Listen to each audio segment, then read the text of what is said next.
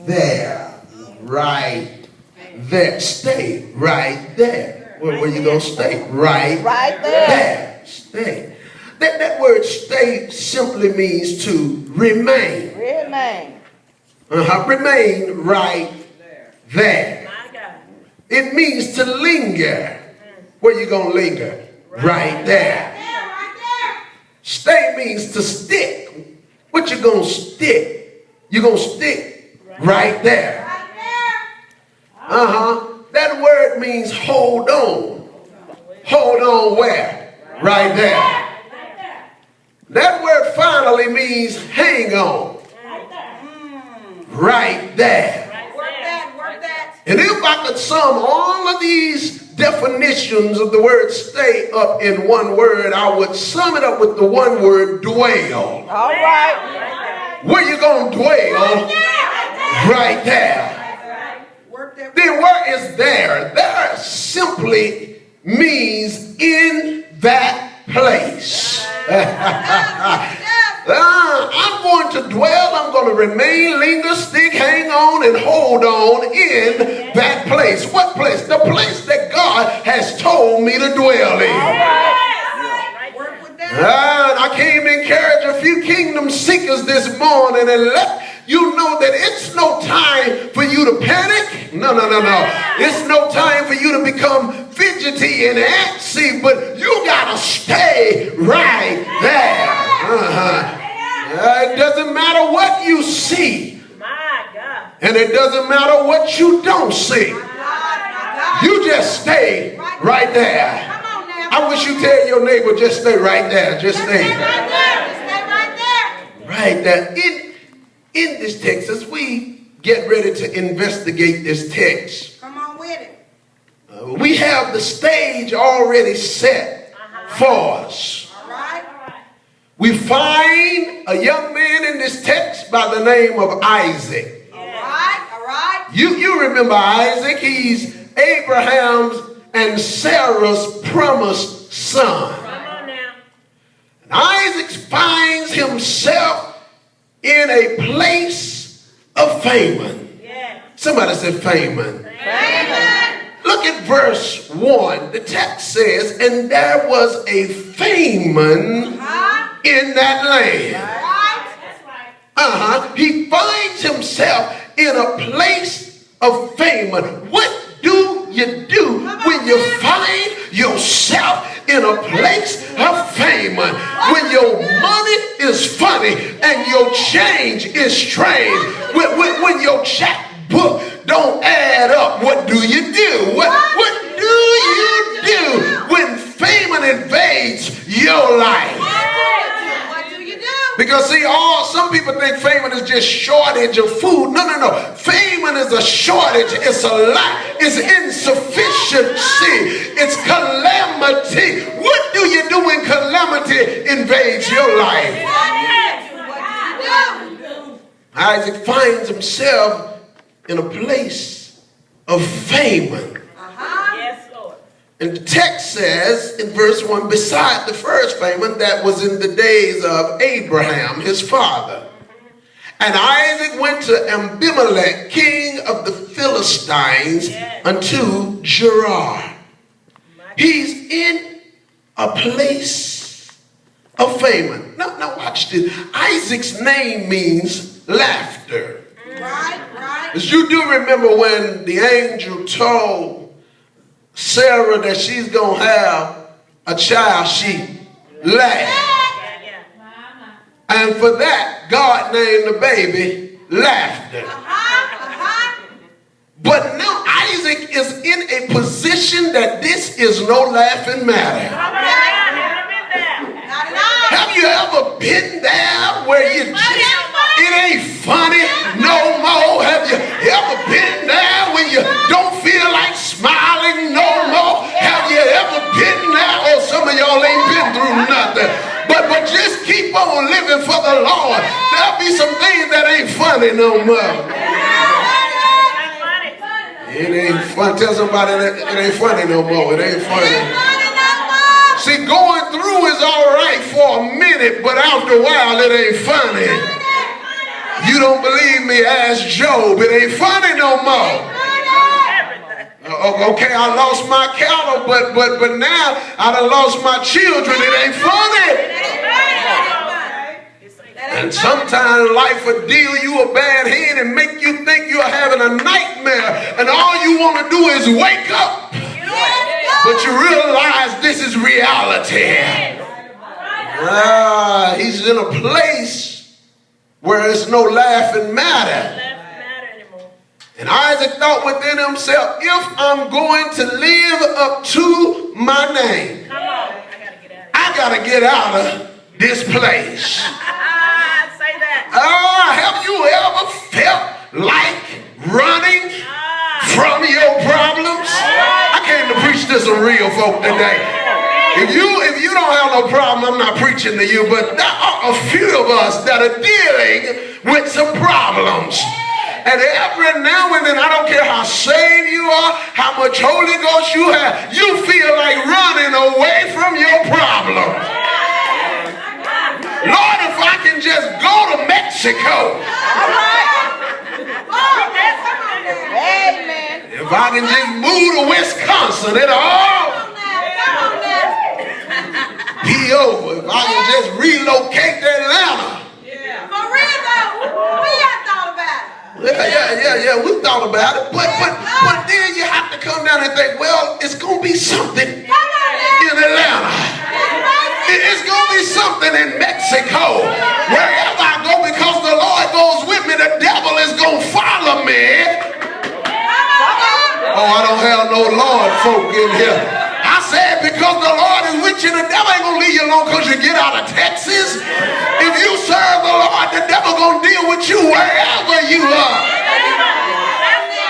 You right about that? Yeah, Isaac says, I better get out of this place. And the temptation to escape the famine was great. Yes, it was.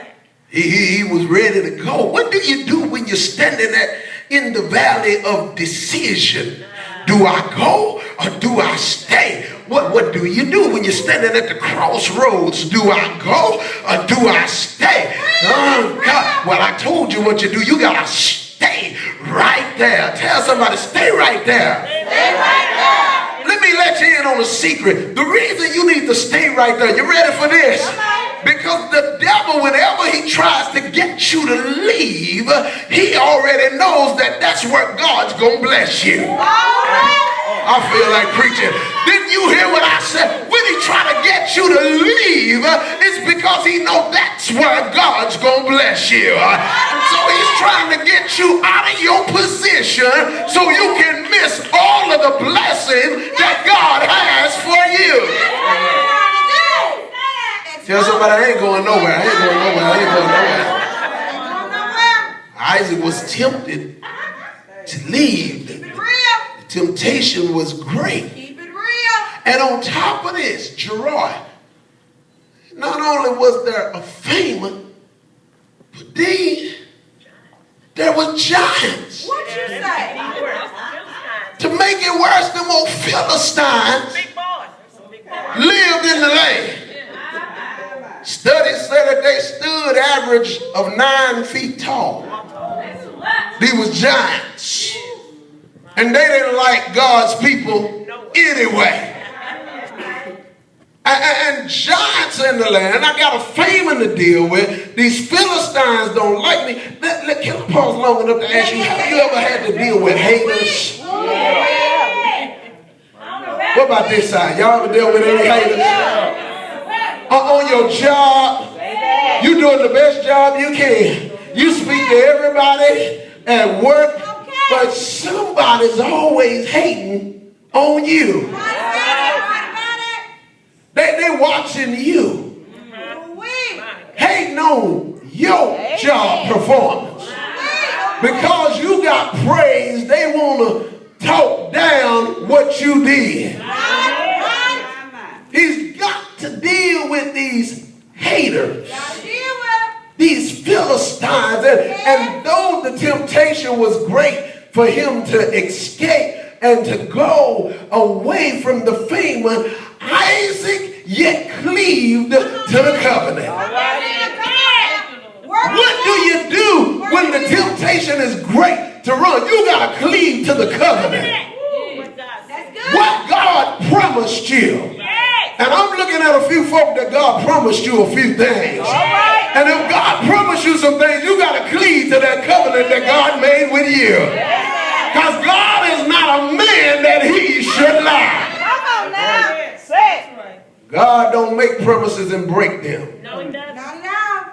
He keeps his promises. Isaac was tempted to go, but he cleaved. See, he had faith to believe that what he had been taught, that my daddy is blessed, and I'm a seed of Abraham, so the blessing belongs to me. See, y'all don't even know what you're singing when you sing. You singing that song. When you are a seed of Abraham, baby, you got to act like you a seed of Abraham. The blessing belongs to me. See, I'm not going to fight you over something that's mine. It's mine. It's mine. Why do I have to tug a war with you? Don't have to. When it belongs to me. And too many of us are fighting the devil, tugging a war with what already belongs to us. You need to say, take your hands off my stuff. You better loose my stuff. God. Isaac cleaved to the covenant because he had been told that the land of Canaan belongs to him and his heirs. And I came to tell you that you got some promises that belong to you. All you got to do is cleave to that covenant. Tell your neighbor, I'm going to hang with the covenant. I'm going to hang. I ain't giving up. Tell them I ain't giving up on the covenant. I ain't giving up. See, some of y'all ain't saying that because you done already gave up. You done already gave up. But for those of us who gonna hang, who waiting on God to bless us, who know God's gonna come through for us, we telling our neighbor we gonna hang on the covenant. And see, the real worth of God's promises cannot be lessened to a believer by what they go through. Did you hear what I said? God's promises to a believer, to me and to you, cannot be lessened because of what comes in our life. Sometimes we think because of what we're going through, then God's got to trim his promises down. No, baby, if he promises, he'll bless you while you're going through. I feel like hollering one time, but did you hear what I said? I'm about to run. He'll bless you while you're in the middle of your mess. Ever got any witnesses? To know that the devil don't make God trim his promises back.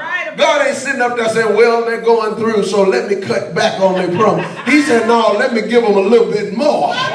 Because they're sowing, let me cause men to give to them good measure, pressed down, shaken together, and running over. He says, because you're messing with them, let me do it. Baby, that ought to give you joy to know that God's promises in your life does not lessen because what you're going through. If God engaged to be with us, and we are where he wants us to be, watch this, nothing but our own unbelief and distrust can cause us to miss what God has for us. I said if God engages to be with us and we are right where we supposed to be, can't nothing keep you from getting what God has for you but your own distrust and unbelief. That's what's blocking a lot of folks' blessing. Their unbelief and their distrust. God told me he's going to do that 10 years ago. He ain't done it yet, so maybe it ain't for me. No, it ain't for you because you just talked yourself out of it. Out of the abundance of the heart, the mouth. So a man thinketh, so is he. You got to watch what you say. Watch it. You got to say, I don't care if God told me 100 years ago. He told me. And so he got to make good on what he told me. I can't die. I got to multiply until God brings his promise. I may be sick, but I ain't going nowhere because he ain't done what he told me he gonna do. Y'all don't believe this word. I wish I were preaching to some believers this morning. You got to trust that God's going to do what he said. He's going to do. You got to believe his word.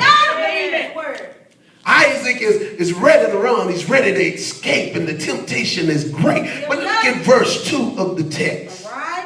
It says, and the Lord appeared unto him. And what did he say? He's had something to say. He said, go not down into Egypt. Dwell in the land which I shall tell thee of. What he said? Don't go down in Egypt. Well, first of all, I took notice in the text that the Lord showed up. He didn't send Gabriel. He didn't send Michael. He didn't send none of his heavenly host of angels. He showed up himself. Because every now and then, thank God for Michael, but I need God to show up himself. I feel like preaching. Sometimes I go through so much, I need God to show up. Tell your neighbor, I need God to show up. Thank you, Michael. Thank you, Gabriel. But where is God? Some jobs are too big for the angels. God himself has to show up in our life. Whenever the devil is trying to get you to move out of your dwelling place, it takes God to show up. Because baby, when you are convinced that it's time to go, can't nobody change your mind. Angels ain't gonna change your mind. So God already knew that about Isaac, so he said, no, this is a job for me. The text says the Lord showed up. Showed up where Isaac was. And what did he say? He said, do not go. Don't go down to Egypt. Tell your neighbor, don't go down. Don't go down. No, don't go down. Don't go down. Tell them again, they need to hear that. Don't go down. Don't go down. You think you're going up, but don't go down. See, now there's a famine in the land, but Egypt had plenty. You preaching my message. See, yeah. Egypt had abundance. Egypt had more than enough. So he's thinking, all I got to do is go down to Egypt. Because they got plenty. Watch this. Many times we are tempted to run when insufficiency invades our life. When it looks like things ain't working out. When it looks like the ministry ain't growing as fast as we think it should. When I don't have the position I think I ought to have. When my money is funny. When my job just laid me off. I have a tendency to want to run. But don't you know God will show up. He'll show up. He'll show up. Yes, he will. He'll show up. Yes, he will. Because over there it looks plentiful. Yes, it does. Over there the grass looks green. But what the devil forgot to tell you, that they had to water the grass just a little bit longer for it to be green. See, their water bill is higher.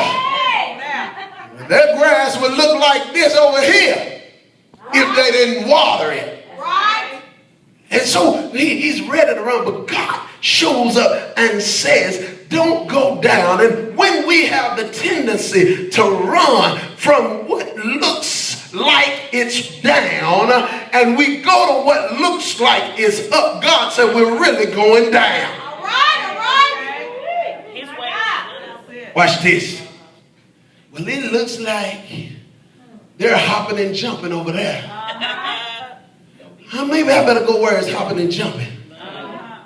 You're really going down. Not because of the place, but because you're stepping out of the place that God told you to be. And I don't care how up it is for everybody else, you'll never get blessed because you stepped out of where God told you to dwell. I feel like preaching. But baby, you can be in a place in a little one-room shack. And if God told you to dwell there, he'll bless you right there. I dare you to holler at somebody and tell them, stay right there. Stay. Hey, right there. Everybody else can be like the Jeffersons moving on up to this sky. Finally got a piece of the pie. But you, if God said he's going to bless you in the shotgun house, you just stay right there. Everybody else can go to the gated community, but if God promised to bless you right there, you say, baby, I'm going to stay right here because I can't forfeit what God has in store for me. Tell your neighbor, I got to stay right there. I got to stay right there. I got to stay right there. He told Isaac, don't you go nowhere. I know it's a famine in the land. I know what it looks like. I know there are Philistines in the land. I know people are saying, you know what, Isaac, you don't have to take that. Your daddy was Abraham, the father of faith. Come on over here to Egypt where there's plenty. You ain't got to do that. And sometimes what happens to us, we get sidetracked by listening to folk rather than listening to God. I'm going to preach it for God help me today. We get sidetracked because our friends and our prayer partners and our bitch buddies and our church buddies tell us, if I was you, I wouldn't take that. If I was you, I wouldn't go to that church. If I was you, I quit paying my tithe. What did God say about it? If God say he's going to bless you, baby, he's going to bless you. Woo. I feel like preaching already. You don't need nobody to tell you how to get blessed. Because God's ways are not our ways. If he's going to bless you, just trust his word that I am blessed. I'm blessed in the city. I'm blessed in the field. I'm blessed when I go out. I'm blessed when I come in. Somebody ought to holler, I'm blessed. I'm blessed. I'm blessed. I'm blessed. I'm blessed. I'm blessed. I'm blessed. Because he said it. I'm blessed. Because he promised he's blessing me. I'm blessed. Some people use that as a cliche. How you doing? I'm blessed and highly favored. This ain't no cliche, baby. I'm blessed. How do you know? Because God promised me that if I stay right there, he's going to bless me. He's going to bless me. He's going to pour out so many blessings that I don't even have room enough to receive. Tell somebody, I'm just blessed like that. I'm just blessed like that. I'm just blessed like that. You can't make me move. That's why in another scripture Paul said, be steadfast, unmovable, always abounding in the work of the Lord. Why? Because you know that your labor is not in vain in the Lord. I'll tell somebody, I ain't laboring for nothing. Oh, baby, yeah, I ain't laboring for nothing. It may look like nothing, but it ain't for nothing. For nothing. I don't go to church for nothing. I don't go to church just because mama taught me. That's good. But I'm laboring. And I know that my labor is not in vain in the Lord. He tells Isaac, don't you go nowhere. Stay where I tell you to dwell.